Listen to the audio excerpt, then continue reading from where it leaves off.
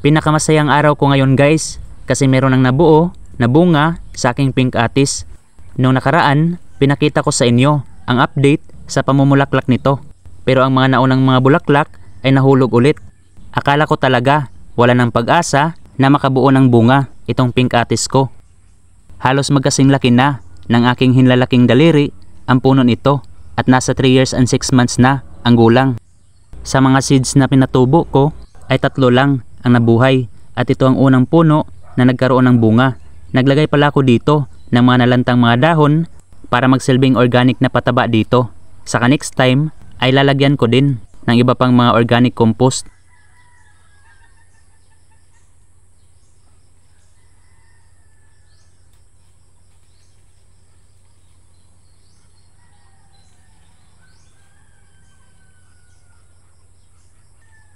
Dito sa isang sanga ay nagkaroon ng 2 bulaklak pero parehong nahulog ang mga ito.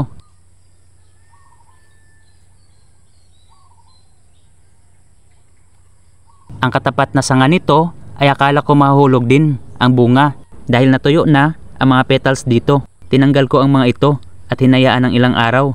At heto na guys ang resulta. Unti-unti nang lumalaki ang bunga. I-close up ko para makita ninyo sa malapitan ang itsura ng bunga. Medyo pink na ang kulay.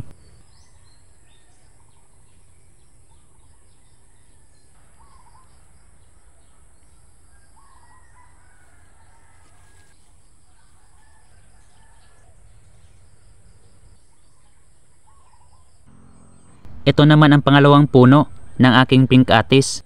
Magaganda na din ang mga dahon nito at patuloy sa paglaki.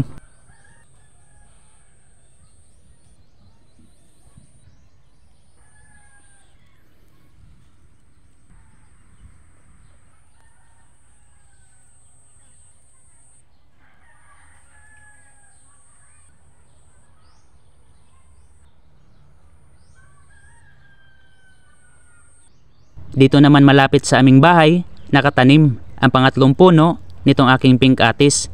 Siguro, ililipat ko din ito doon sa pinagtamnan ko sa 2 pink atis. Pero maghintay muna ako ng ulan para hindi ito malanta at makarecover kaagad. Kung gusto pa ninyo ng update dito sa aking pink atis, kung magpapatuloy ba ang pagbuo nitong bunga at makatikim ako sa unang beses ng hinog, ay follow ako, mag-react, mag-comment, at huwag kalimutang i-share itong video.